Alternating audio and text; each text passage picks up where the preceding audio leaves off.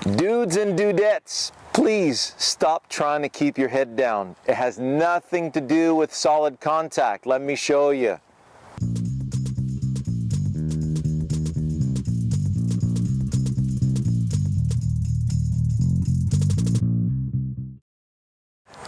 Shawn Clement here, Richmond Hill Golf Learning Center, headquarters for Wisdom in Golf, and there's a reason why we put wisdom in there. Is because we know what we're talking about. We've been in this business for a long time. We're here to save you a lot of pain.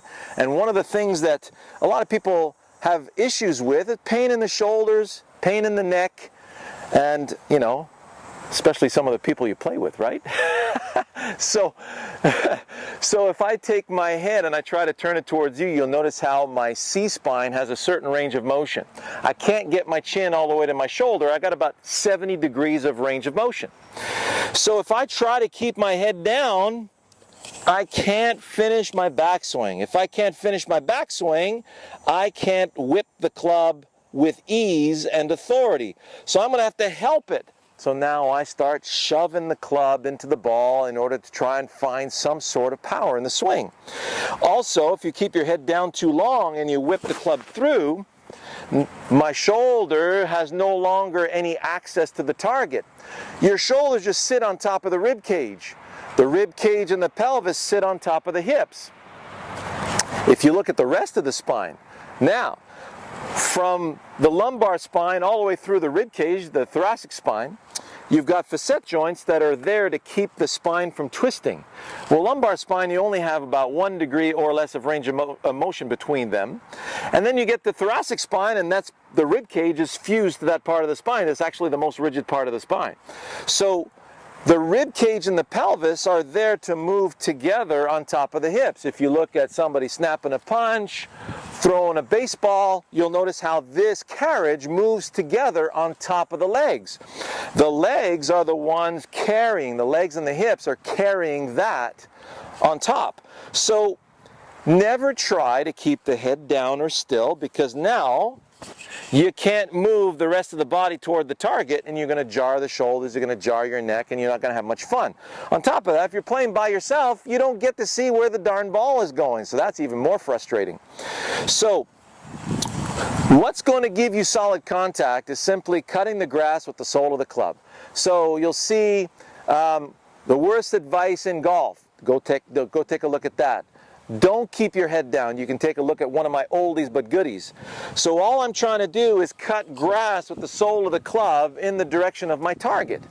So if I just simply let my arms swing freely, if I take my arm, hold it out to the side, go ahead, stand up, hold the arm out to your side, let the arm fall. You'll notice the body's in the way, the arm starts to swing but can no longer continue. So you bend forward, let the arms hang, arm out to your side, let it fall in front of you. So you notice, well, the arm can fall up until it reaches the top of the rib cage, but then the upper arm crashes into the rib cage, and all you got is a slap across the face. So how do you remove this? Well, here comes the arm. Don't let it hit me, and allow the arm to continue swinging towards the target. Well, look at that. Now the body turns out of the way and allows the arm to continue past. So really simple. Don't let the arm hit you. Don't let the arm hit you. So if I was tossing a ball towards you from here, from the side, see how the body turns out of the way so I have access to you? If I didn't let my body turn out of the way, the ball would be going this way over my shoulder, and I would look pretty silly, wouldn't I? So same thing in the backswing. Here comes my left arm, let it swing past me towards you. So, you got your club. Don't let your arm hit you, don't let your arm hit you. Out of the way, out of the way. Let it cut grass, let it cut grass. So all I'm doing is just I'm letting my arm swing past me toward the target. So, if the sole of the club can cut grass, then the ball will meet the club face and leap into the air.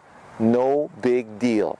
So getting the ball to meet the club face stop topping it. All you got to do is cut grass with the sole of the club. That's the real purpose of the golf club.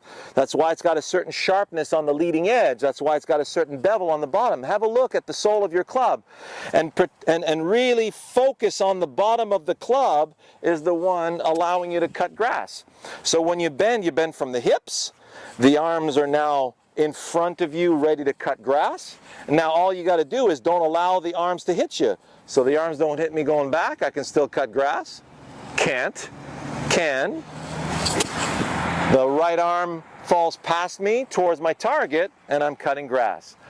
Now you don't need to keep the head down anymore. As a matter of fact, about 20% of my students hit the ball better with the eyes closed at first. Once they put their attention, so you get your posture, you put the club to the ground, close your eyes, you feel the sole of the club to the ground, allow the sole of the club to cut grass along the ground level.